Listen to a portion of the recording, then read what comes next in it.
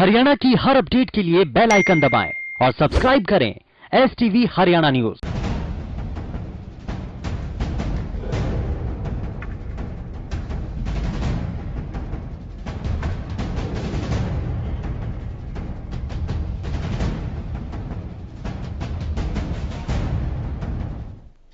जहां एक तरफ देश प्रदेश में कोरोना से हाहाकार मचा है, तो वहीं दूसरी तरफ इससे उभरने के लिए शासन प्रशासन पूरी तरह से मुस्तैद है।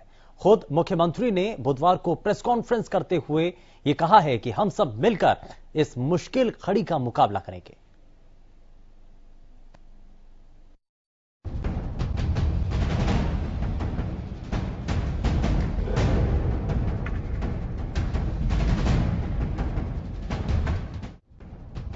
प्रदेश में बढ़ते कोरोना के असर को देखकर शासन प्रशासन भी एक्शन में है। खुद सीएम मनोहर लाल ने प्रेस कॉन्फ्रेंस कर आज कई मुद्दों पर अपनी बात रखी।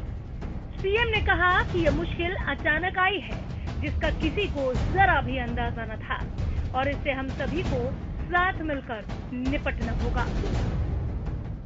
पिछली बार भी पहली जो लहर थी, उस लहर में हमारा मैक्सिमम जो डेली का आंकड़ा वो 3100 के लगभग गया था और फरवरी आते आते लग रहा था कि चीजें अब काबू में आ गई हैं और चीजें ठीक हो जाएंगी।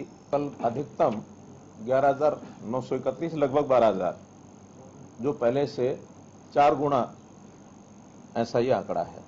मैं एक दिन पहले 5 स्थानों पर होके आया और जो एक्सपेंशन के हमारे काम हैं या गैस सप्लाई के जो प्रोजेक्ट्स हैं उसी को देखने के लिए गया था। आवश्यकता है, आज विषय वाद विवाद का नहीं है, आज संवाद का है कि हम किस प्रकार से चीजों को आगे बढ़ाएं। आज हम सब मिल करके और इस महामारी का मुकाबला करने के लिए आगे बढ़ें। हम अपने मतभेद, राजनीतिक मतभेद होंगे, इलाके के होंगे, कोई भी मतभेद होंगे तो उनको दूर करके हम एकजुट होकर के, खास करके हमारे जो विपक्षी दल के नेता हैं उनसे भी मेरा निवेदन है। बहुत लोग सहयोग करने की बात कह भी रहे हैं, मुझे लगातार फोन भी आ रहे हैं कि हमारी ओर से बताइए कोई सेवा करनी है। बहुत संस्थाओं के फोन आ रहे हैं, बहुत जो हमारे कॉर्पोरेट जगत के लोग हैं उनकी ऑफर आ रही है। संस्थाओं में कई लोगों ने कहा कि हमको बताइए 100 बेड का अस्पताल बनाने के लिए हम तैयार हैं, कहां बनाएं। हम उनको एक ही बात कहते हैं कि ऑक्सीजन की सप्लाई का सुनिश्चित होने दें, फिर हम बेड्स की व्यवस्था जितनी आपकी इच्छा होगी हम बनवा लेंगे। उधर प्रदेश में आज कई जगह प्रशासन ने मुस्तैदी दिखाते हुए लापरवाह लोगों के चालान किए।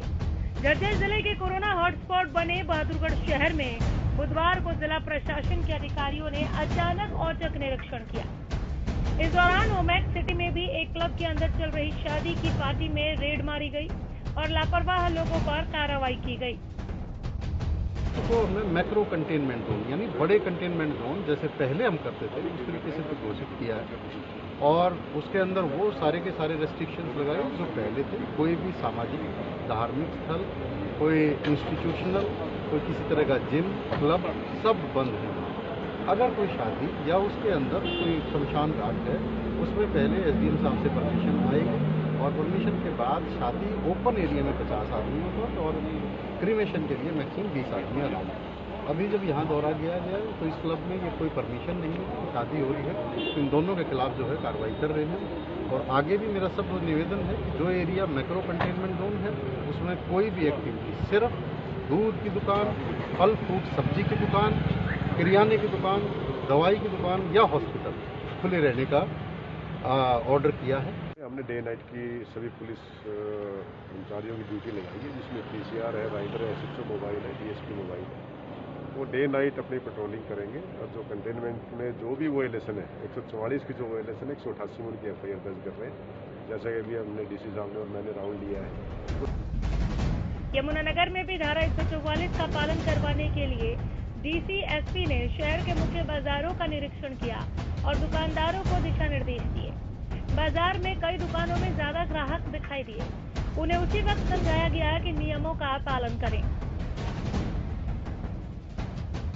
कल से जिला प्रशासन ने धारा 144 लगा दिया जिले में, जिसके अंदर 4 से ज्यादा व्यक्तियों का इकट्ठा होना प्रतिबंधित है।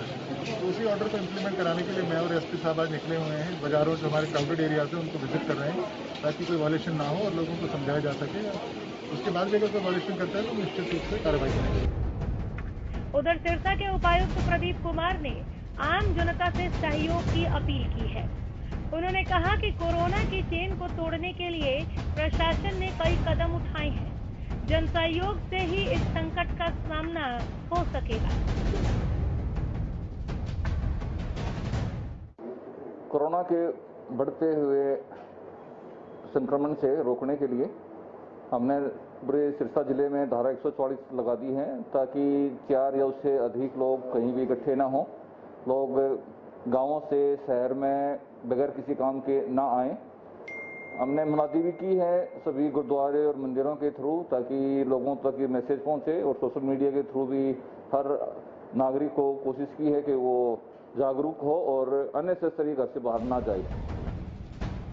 कोरोना संक्रमण के मामले में फतेहाबाद के हालात लगातार चिंताजनक होते जा रहे हैं। जिले में बीते 24 घंटों में 219 मामले सामने आए, जबकि 8 लोगों की जान चली गई। 4 लोगों ने फतेहाबाद नागरिक अस्पताल में ही दम तोड़ा। स्वास्थ्य विभाग के डिप्टी सीएमओ डॉक्टर हनुमान ने जानकारी देते हुए बताया कि विभाग लगातार प्रयास कर रहा है कि कोरोना मरीजों को स्वास्थ्य सुविधाएं मुहैया करवाई जाए। अभी हमारे जिले के अंदर टोटल 8,443 पेशेंट पॉजिटिव आ चुके हैं और होम आइसोलेशन में हमारे पास हैं 1913 पेशेंट,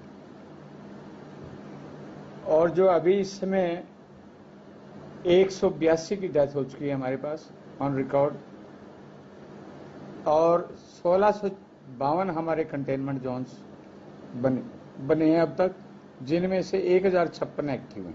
1289 हमारे जो पेशेंट्स हैं वो डिस्चार्ज हो चुके हैं, और कल हमारे 213 पेशेंट पॉजिटिव आए थे, 219, और जो जिनमें से 8 की डेथ हो गई थी। कनीना में भी एसडीएम दिनेश कुमार ने सामान्य नागरिक अस्पताल का औचक निरीक्षण किया।